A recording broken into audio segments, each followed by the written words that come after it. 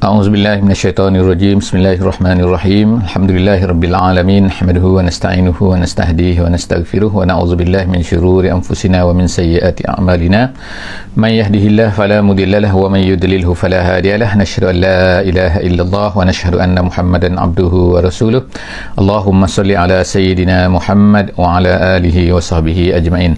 Alhamdulillah, syukur pada Allah Subhanahu wa taala, salawat dan salam kita panjatkan kepada baginda Nabi sallallahu alaihi wasallam. Allahumma salli ala sayyidina Muhammad wa ala alihi wa sahbihi ajmain. Alhamdulillah, hari ini kita dapat bersama-sama lagi. Terima kasih yang memberi feedback gambar dan juga suara. Alhamdulillah, hari ini kita bersama-sama lagi dalam sesi tadabbur harian satu hari satu muka surat. InsyaAllah hari ini kita telah sampai ke muka surat 296, iaitu surah Kahfi ayat yang ke-21 sehingga ayat yang ke-27. Kita akan tengok sama-sama insyaAllah. Kita akan tadabbur sama-sama, kita akan cuba faham sama-sama insyaAllah sekadar yang diberikan oleh Allah Subhanahu Wa Taala dengan kemampuan yang ada, dengan masa yang ada, insyaAllah. Satu hari satu muka surat. InsyaAllah hari ini kita akan tengok sambungan daripada apa yang Allah Ta'ala ceritakan tentang kisah Ashabul Kahfi. Iaitu kita telah sampai sebelum daripada ni kisah, iaitu mereka ini yang berada di dalam gua ni, lelaki-lelaki yang berada dalam gua ni, pemuda-pemuda yang berada dalam gua ini, mereka terbangun pada waktu petang pada masa itu dan mereka merasa lapar. Jadi pada masa itu mereka telah memilih salah seorang daripada mereka ini untuk pergi ke pasar, pergi ke kedai untuk membeli makanan. Jadi mereka telah berilah duit perak kepada mereka, biwarikikum, iaitu duit perak untuk dibawa untuk pergi. Tapi mereka sebutkan, ingatkan kepada sahabat mereka ni yang akan pergi ni, wal yatalattaf, iaitu hendaklah cuba bersembunyi, cuba jangan nampakkan, cuba jangan bagi orang semua nampakkan bahawa sebenarnya mereka ini sedang sangat-sangat sedang, mereka ni adalah dalam keadaan sebenarnya mereka ni adalah orang yang pelik kan, orang yang sedang dicari, sebab nama mereka ni sebenarnya telah diiklankan kan, bahawa mereka inilah orang-orang yang merupakan orang-orang yang engkar, yang tidak mahu tunduk kepada berhala, tak mau sembah kan, iaitu mereka ini orang yang konon-kononnya mereka ni murtad lah kan, mereka ni orang-orang yang tak ikut ajaran agama Nabi kita yang betul kan, ajaran mereka yang betul, bukan Nabi Jadi maknanya sekarang ni kita tengok sekarang ni ialah sampai kepada sini kita tengok ayat insya-Allah kan, ayat yang ke-21 ni Allah Subhanahu Wa Taala sebut sini wa kadzalika. Jadi insya-Allah saya baca sikit A'udzubillahi minasyaitonirrajim. Wa kadzalika a'sarna 'alaihim liya'lamu anna wa'dallahi haqq wa anna as-sa'ata la raiba fiha iz yatanaza'una bainahum amrahum faqalu banu 'alaihim bunyana rabbuhum a'lamu bihim qala allazina ghalabu ala amrihim lanattakhizanna alaihim masjidah. Sadaqallahul azim. Tu ayat 21 kan. Jadi ayat 21 ni agak panjang satu skrin kita pada hari ni kita akan tengok insya-Allah. Allah SWT kata wa kadzalika, dan begitulah juga. Begitulah juga ni artinya ialah sebagaimana Allah Subhanahu Wa Taala telah bangkitkan mereka, a'sarna alaihim, kami jadikan kamu semua ni berjumpa dengan mereka ni. Asarnya, asara ni asalnya adalah makna gelincir. Maknanya kalau ikutnya lah, maknanya pemuda-pemuda ni tak nak menampakkan, tidak dikenali dan sebagainya kan. Dan juga mereka ni bila pergi beli barang tu, mereka sebutkan nasihat kepada kawan mereka tu, wal yatalattaf, jaga-jaga diri, jangan tunjukkan, jangan menyebabkan orang tahu dan sebagainya. Tapi ketentuan Allah Subhanahu Wa Taala lebih tinggi lagi. Jadi apa yang berlaku ialah menyebabkan jadi diceritakanlah dalam cerita-cerita sebut dalam tafsir sebutkan, iaitu dia ni bila mereka pergi ni kan, nombor satunya of course lah kan pakaian berbeza, of course lah kan cara bahasa dia mungkin berbeza, dan juga of course lah kan duit dia tu memang lain lah kan. Sebab apa? 300 tahun yang lampau ni kan, dan dikatakan pada masa tu raja pada masa bernama Yandusus, raja tu, dan majoriti daripada orang di negeri tu telah pun berubah menjadi mengikut ajaran Nabi Isa alaihissalam. Jadi raja Yandusus ni jadi dibawa lah kan, apabila orang tu pelik, orang ni peniaga-peniaga ni pelik tengok duit dia, tengok orangnya, tengok pakaiannya, tengok bahasanya. Jadi dia pun bercakap-cakap lah kepada kawan-kawan di kedai-kedai, lalu mereka pun memberitahu kepada raja ni. Lalu dia pun, mereka ni dibawa lah kepada raja ni, iaitu lelaki tadi ni, salah seorang daripada yang nak beli makanan ni, dibawa kepada raja. Lalu diceritakan, dan akhirnya bila dah jelas makan bahawa sebenarnya mereka inilah orang dicari-cari dulu. Jadi rupanya dalam setengah riwayat disebutkan bahawa mereka semua ni dah macam dah pernah dengar lah cerita ni kan, ada 3 orang yang hilang, 6 orang yang hilang ni kan, begini. Akhirnya ditunjukkanlah ke tempat gua ni. Jadi lelaki ni dibawa lah raja ni, kerana raja ni dah beriman dah semua, jadi dibawa kepada tempat kawan-kawan dia. Jadi bila sampai situ, ada yang kata ceritanya dia masuk, raja tu masuk sekali, ada yang kata dia tak masuk, dia pergi masuk je. Tiba-tiba lepas daripada sekejap je, dan dikatakan sebutkan bahawa raja ni beri salam semua. Lepas tu mereka pun dimatikan oleh Allah Subhanahu Wa Taala di dalam gua tu. Jadi sekarang ni apa nak buat dengan gua tu? Jadi ni sampai kepada cerita ni, wa kadzalika a'sarna alaihim. Jadi sama ada mereka ni berapa ramai ke, di tempat mana ke. Sebab itulah kita tengok dalam ayat Quran ni, Allah Subhanahu Taala tak tunjukkan, tak beritahu kepada kita kan, bilangan mereka dengan jelasnya, tempat mana ke kan. Tapi yang penting itu Allah Ta'ala nak jadikan ni, nak tunjukkan melalui pengajaran cerita ni apa? Liya'lamu anna wa'dallahi haqqun. Liya'lamu iaitu supaya Allah Ta'ala jadikan kamu semua ni terjumpa kepada mereka ni, ialah supaya liya'lamu, supaya mereka tu, iaitu orang-orang yang hidup pada masa tu, orang-orang kampung tu, orang negeri tu liya'lamu, supaya mereka mengetahui. Sebab dikatakan ada sebahagian lagi orang-orang daripada negeri itu yang tidak mahu beriman, tak beriman kepada agama yang benar, tak beriman kepada kebangkitan semula, tak beriman. Dan bahkan ada dikatakan ada juga sebahagian daripada orang-orang yang dah ikut, yang dikata ikut ajaran Nabi Isa pada masa tu, yang kita kata Kristian lah macam tu kan. Kalau kita ni Kristian tu maknanya orang sesat lah kan. Mereka ni dah mula sesat dah. Dah sesat macam mana? Mereka ni dah, agama mereka dah rapuh, agama mereka dah lemah kan, dan mereka ni dah start macam kita sekarang kan, hidup pada hari ni kan, ada orang Islam tapi kepercayaan tu dah macam longgar sikit kan, lemah iman sebagainya. Jadi Allah Subhanahu Wa Taala bangkitkan mereka ni untuk apa? Liya'lamu anna wa'dallahi haqq, bahawa janji Allah, iaitu janji Allah Taala nak hidupkan balik orang-orang yang dah mati ni adalah benar. Sebab kalau tak berlaku benda-benda macam ni, jadi tak ada, seolah macam tak ada.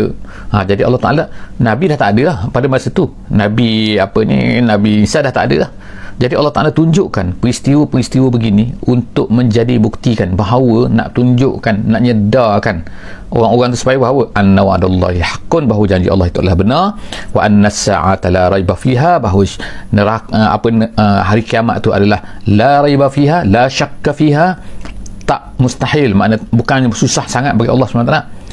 Iz yatanaza'una bainahum amrahum, ketika mereka itu yatanaza'una bainahum amrahum, mereka ini berdebat-debat, bertelingkah sesama mereka.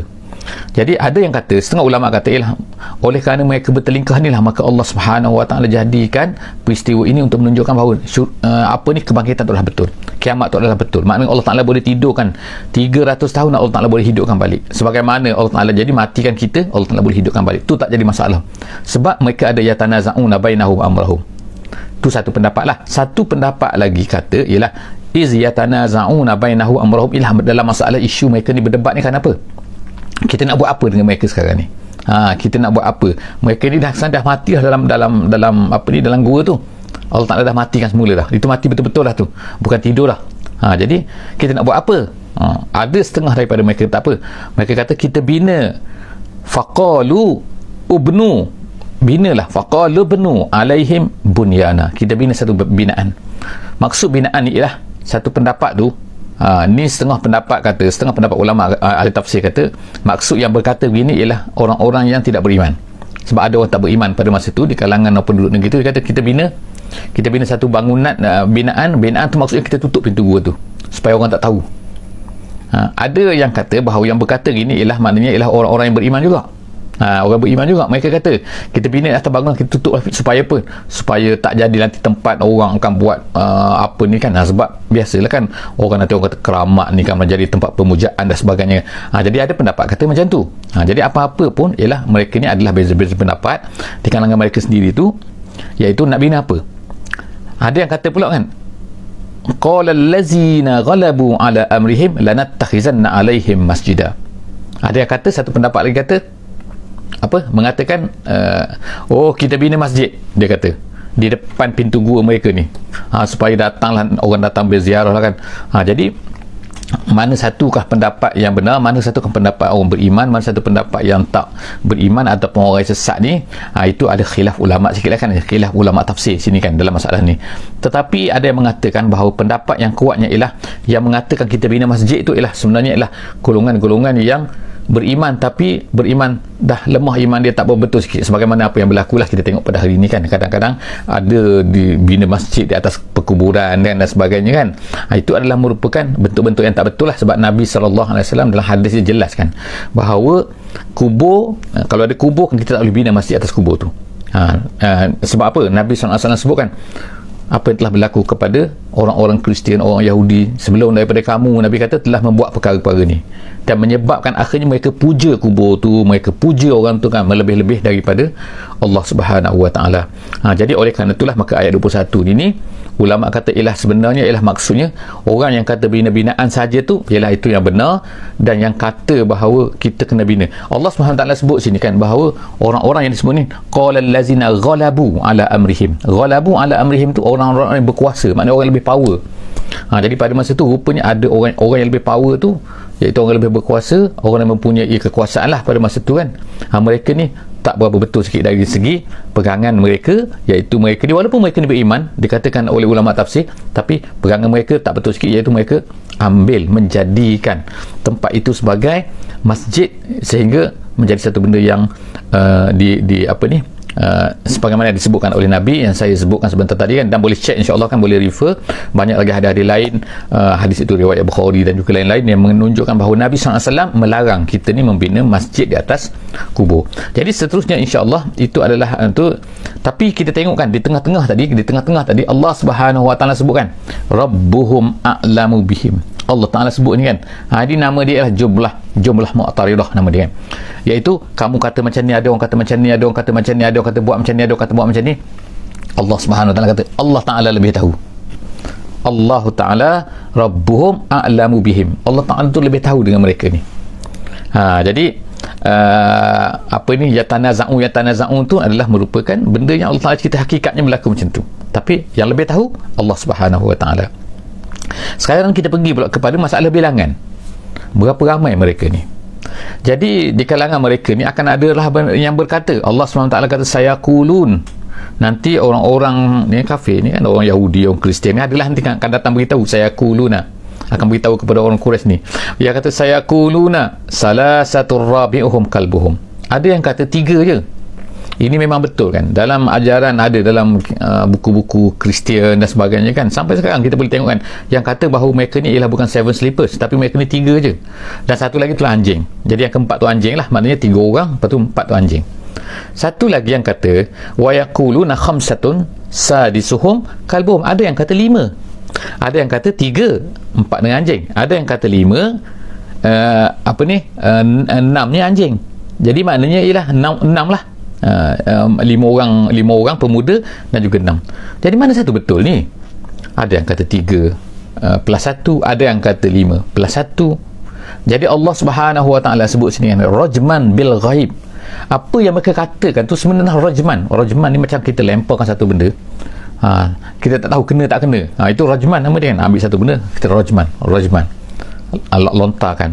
Jadi Allah SWT sebut ni menggunakan perkataan rajman bil ghaib, maksudnya ialah mereka ni pandai-pandainya mengatakan campak agak-agak je, gitulah kan, pakai hentam sajalah kita kata dalam bahasa sekarang kan, rajman bil ghaib.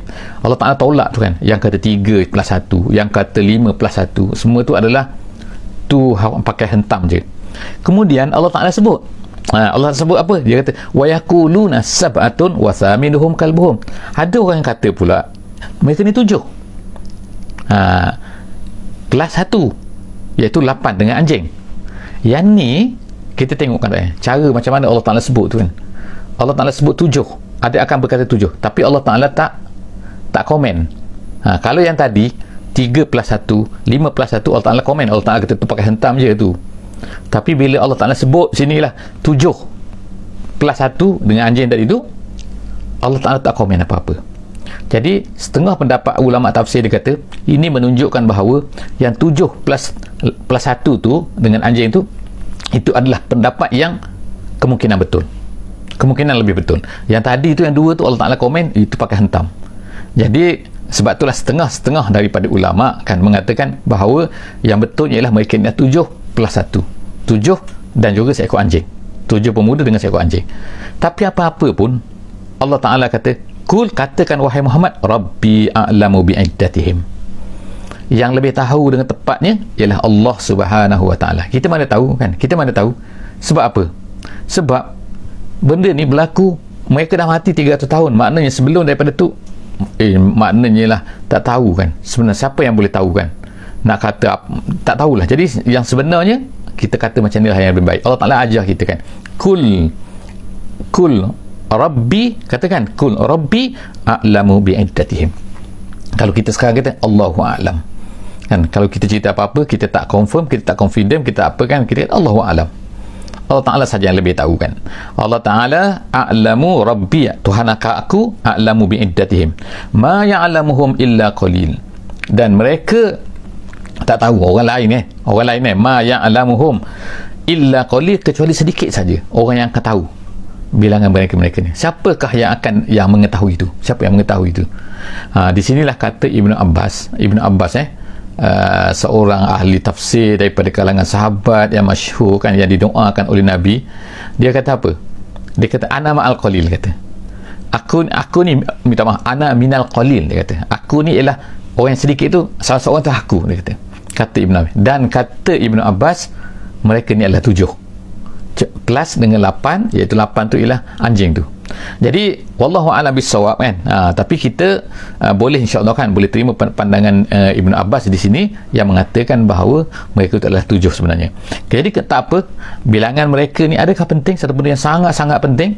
Allah Ta'ala ceritakan bahawa kadang-kadang berlakulah perdebatan nak kata kan, secara pengajaran kita katakan berlakulah perdebatan di kalangan orang ni kan, orang ramai kan, mereka ni berapa, ni berapa, ni berapa. Jadi jumlah tu yang penting, sedangkan Allah Ta'ala nak ajar kita yang penting tu ialah apa pengajaran daripada kisah Al-Kahfi ni. Kisah pemuda Al-Kahfi ni bukan tentang nama dia apa. Nanti ada orang pelik-pelik lagi kan, setiap satu daripada nama tu memang ada disebutkan dalam kitab-kitab Bani Israel, ada kan disebutkan nama macam ni, nama anjing pun ada juga nama tu kan.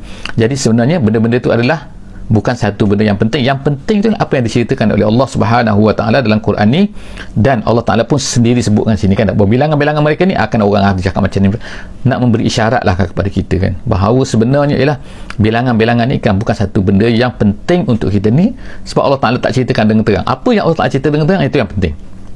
Jadi sebab itulah seterusnya Allah Subhanahu Wa Ta'ala kata selepas itu, fala tumari fihim, wahai Muhammad janganlah berdebat dengan mereka ni, jangan berdiskus banyaklah dengan mereka ni kan tentang perkara ni. Wala tumari fihim, jangan kamu berdebat banyak tentang mereka ni, fihim pada mereka ni, pada isu apa ni 7 sleepers ni kan, 7 yang tidur ni, illa mira'an zahira, berdebat sikit-sikit je.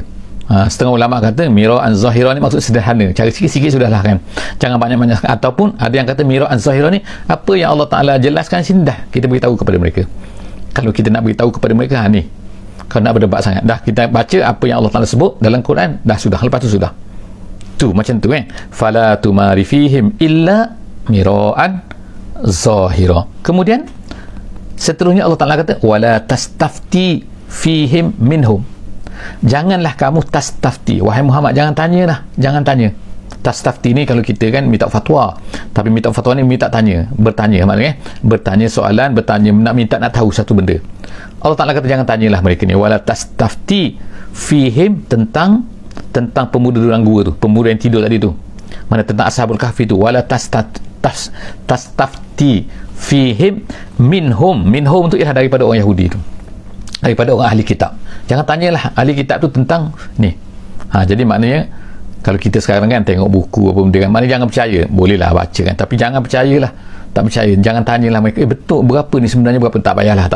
Allah Ta'ala dah larang kita ni kan, wala tastafti fihim minhum ahada, siapa-siapa saja dari kalangan mereka jangan tanyalah, tak kira lah mereka ni macam mana. Masya Allah kan. Jadi kita tengok kan macam mana Allah Subhanahu Wa Ta'ala ni melarang kita daripada buat benda tu kan, melarang Nabi, melarang kita semua. Seterusnya ialah ayat yang ke-23. Untuk ayat 23 kita tengok kan Allah Subhanahu Wa Ta'ala ini dipanggil jumlah mu'taridah juga, iaitu di tengah-tengah cerita Ashabul Kahfi Allah Ta'ala datangkan satu perkara. Datang perkara apa? Iaitu Allah Ta'ala kata, wala takulanna li syai'in inni fa'ilun zalika ghada. Jangan kamu mengatakan terhadap satu benda, aku akan buat benda ni esok, aku akan buat perkara ni esok. Esok tu maksudnya akan datang lah, tak kira lah esok ke lusa ke kan, tahun depan ke kan, aku akan buat. Allah Ta'ala larang kita janji macam tu. Kalau kita buat, maknanya ini berlaku kepada Nabi kita lah sallallahu alaihi wasallam. Bila ditanya tentang soalan-soalan ni, kan kita sebutkan dah sebelum daripada ni, dalam sesi sebelum daripada ni, orang Mekah tu tanya Nabi tentang 3 perkara ni setelah daripada dapat nasihat lah, telah buat consultation dengan orang-orang Yahudi di Madinah tu, di Yasrib. Jadi mereka pun disuruh tanya Muhammad ni tentang pemuda dalam gua, tentang apa ni Zulkarnain. Jadi apabila tentang ruh satu tentang ruh.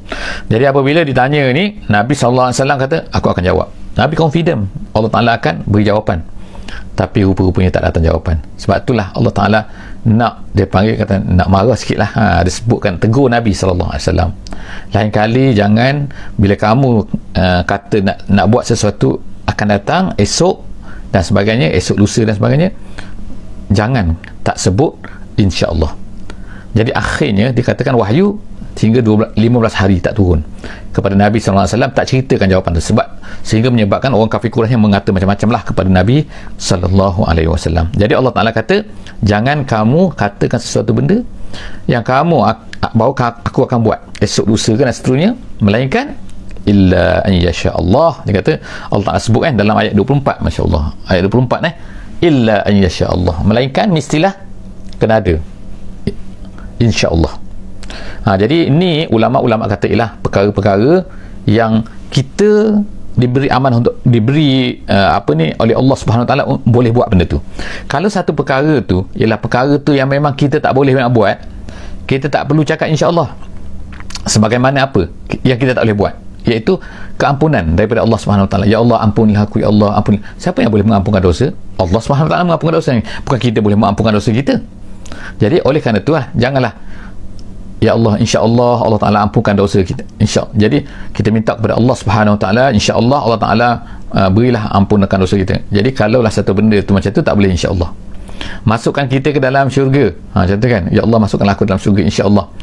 Jadi tak boleh insya-Allah macam tu, sebab benda yang masukkan dalam syurga, yang mengampunkan dosa, itu adalah memang Allah Subhanahu Wa Taala, kerja Allah Subhanahu Wa Taala kan. Kita tak mampu buat apa-apa kan, kita tak boleh. Jadi kalau macam tu tak boleh. Jadi perkara yang kita Allah Taala beri peluang kepada kita, beri kita ni boleh ikhtiar, boleh apa boleh buat, itu jangan sebut, jangan janji, kecuali kita mesti kena ada insya-Allah.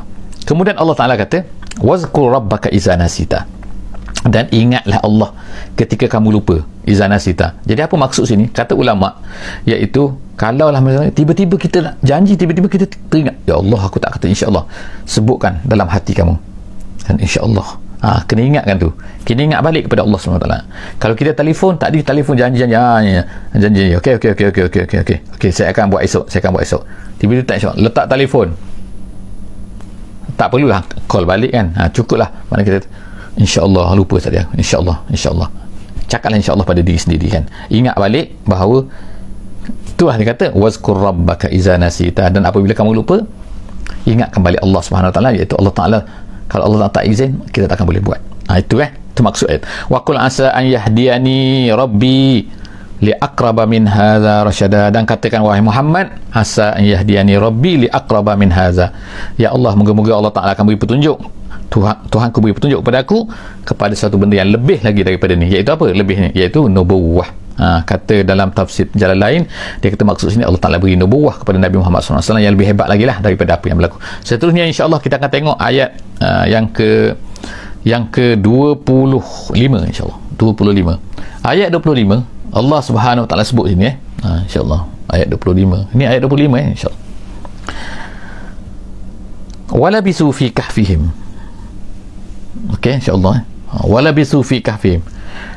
Jadi balik semula sekarang cerita kita ni kembali semula kepada kisah yang tadi. Sebab tu kita kata jumlah mu'taridah, iaitu ayat yang ceritakan, yang datang tak ada kaitan dengan cerita yang tu, tapi ada kaitan secara tak langsung je kan. Bukannya cerita tentang orang dalam gua tadi tu. Sekarang ni balik semula kepada cerita yang dalam gua tadi. Allah Ta'ala kata wala bisu fi kahfihim, mereka sebenarnya labisu, berada di dalam gua mereka itu salasami'atin sinin. Mereka itu berada dalam gua 300 tahun. Salasami'atin sinin, 300 tahun. Wazdadu tis'a, dan kemudian ditambah oleh mereka yang tambah 9. Jadi apa maksud sini? Jadi ulama-ulama tafsir kata maksud ayat ni adalah apa? Iaitu tempoh mereka berada di dalam gua itu ialah 300 tahun. Mengikut kiraan apa? Mengikut kiraan kiraan matahari. Kita kata dalam kalender sekarang hari ni kan, kalender pada hari ni ada 2 jenis kalender. Ada satu kalender dipanggil Gregorian calendar kan, iaitu kalender yang mengikut matahari, iaitu musim panas, musim sejuk. Kita ada Januari, Februari, itu nama lah yang diletakkan. Januari, Februari itu ada, tapi adalah yang lagi nama-nama lain kan, tapi yang maksudnya ialah kalender yang menggunakan matahari. Kalender tu kalender cara macam tu adalah, kalau ikut kiraan mereka tidur ni ialah 300 tahun. Tapi kalau ikut lunar system, iaitu sistem perkiraan dengan bulan, moon yang bergerak ni kan, yang mengikut hijrah kita ni mengikut moon, mengikut lunar. Sama seperti macam Chinese New Year juga kan, mereka menggunakan bulan. Jadi kalau mengikut bulan tu maka kiraan dia ialah 309. Jadi kita boleh kira sendirilah kan, kalau yang tu ialah 300, kalau yang ni bertambah lagi 9, jadi makna 300. Jadi maknanya sinilah, secara tak langsungnya Allah Subhanahu Wa Taala nak memberitahu bahawa mana kedua-dua tu boleh digunakan sebenarnya kan. Walaupun bagi kita kena dahulukan hijrah lah kan, tapi maksudnya tak salah, taklah berdosa kalau kita nak gunakan cara pengiraan mengikut sistem matahari. Sebagaimana setengah-setengah. Cuma yang nama-nama tu itu cerita lain lah kan. Nama Januari, Februari itu kan, itu adalah kita kata merupakan dewa-dewa orang-orang Rom dulu tu dan sebagainya kan. Itu nama, tapi cerita masalah pengiraan. Jadi Allah SWT sebut sini mereka telah berada di dalam gua itu 300 tahun plus, kalau nak kira ikut lunar ialah, ikut bulan kiraan bulan ialah 309. Kemudian Allah Ta'ala kata kulillahu a'lamu bima labisu. Tapi yang penting tu, katakanlah yang lebih penting lagi apa? Allah Ta'ala lebih tahu dengan saatnya berapa, dengan jamnya berapa, itu Allah Ta'ala tahu semua tu. Allah Ta'ala tahu dengan milisecond, Allah Ta'ala tahu berapa lama mereka berada dalam gua tu. Kemudian lahu ghaibus samawati wal ard, ini yang penting maknanya kan, baginya, miliknya lah kan, apa yang ghaibus samawati wal ardi, apa-apa yang manusia tak tahu, yang terlindung, yang ghaib kan, benda yang kita tak nampak di langit dan di bulan, semua Allah di langit dan di bumi Allah Ta'ala tahu semua. Itu yang penting tu. Jadi absir bihi wa asmi. Absir bihi wa asmi ni dalam bahasa Arabnya dipanggil sirah ta'ajub. Sirah ta'ajub ni maksudnya alangkah, kalau bahasa Melayu kan, alangkah hebatnya pandangan Allah kan, alangkah hebatnya penglihatan Allah, alangkah hebatnya asmi. Wa asmi tu maknanya alangkah hebatnya pendengaran Allah SWT. Maknanya Allah Ta'ala tahu semua kan, sangat-sangat tajam penglihatan dia, sangat-sangat tajam pendengaran dia. Itu maksud absir bihi wa asmi. Kemudian ma lahum min dunihi min waliyyin wala yusyrik fi hukmihi ahada, tidak ada baginya wali selain daripadanya wali, maknanya tak boleh pelindung, penolong selain daripada Allah Ta'ala, no, tak ada.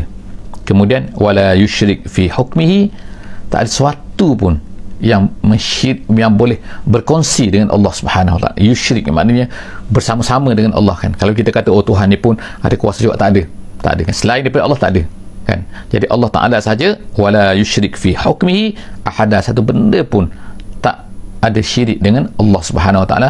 Nak menolakkan apa yang dikatakan oleh setengah manusia, mengatakan bahawa ini sama kuasa dengan Tuhan ke, ada kuasa juga seperti Tuhan ke dan sebagainya. No, Allah Ta'ala kata wala yusyrik fi hukmihi ahada. Ayat yang terakhir, Allah Subhanahu Wa Ta'ala pun beritahu kepada Nabi kita sallallahu alaihi wasallam, watlu, oleh kerana itu wahai Muhammad, watlu, bacakan, teruskan membacakan, start daripada mula Iqra kan, sekarang ni bacakan maknanya watlu ni ceritakan.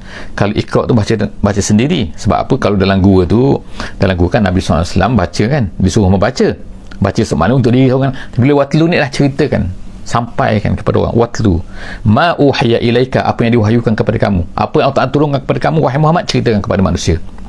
Kemudian min kitabi rabbik, daripada Al-Quran, daripada kitab Tuhan. Kemudian la mubaddila li kalimati, tak ada perubahan pada kitab Allah Subhanahu Wa Ta'ala ni, li kalimati, pada kata-kata Allah. Makna apa-apa dalam Quran ni, no, tak boleh diubah kan, tak boleh berubah, tak boleh diubah, tak boleh, jangan cuba ubah kan, tak seperti mana yang berlaku kepada kitab Taurat, kitab Injil dan sebagainya. Kemudian walan tajida min dunihi multahada, dan tak ada selain daripada Allah ni yang boleh menjadi tempat untuk kita ni berlindung. Jadi multahada tu maksudnya malja, maknanya iaitu tempat bersembunyi, tempat ni kalau kita kata orang perang kan, tiba-tiba ada tempat tu kan bawah tanah tu kan, itu dia kata malja, tempat berlindung. Jadi bagi kita ni dalam hidup kita tak ada tempat yang kita boleh berlindung melainkan Allah Subhanahu wa taala saja yang boleh melindungi kita kan. Jadi setakat itulah dulu, insya-Allah kita akan jumpa lagi insya-Allah. Lambat tadi jadi insya-Allah kan kita akan jumpa lagi di muka surat 297 akan datang insya-Allah. Jadi jangan lupa untuk share kepada semua insya-Allah yang tak bersama dengan kita pada pagi ini. Beri saja link-link kita kepada semua orang insya-Allah. Moga-moga kita akan dapat jumpa seterusnya insya-Allah. Hadza wa astaghfirullahal azim li wa lakum. Bismillahirrahmanirrahim. Wal 'asri innal insana lafi khusr illa allazina amanu wa amilus solihat wa tawasaw bil haqqi wa tawasaw bis sabr. Wassalamualaikum warahmatullahi wabarakatuh.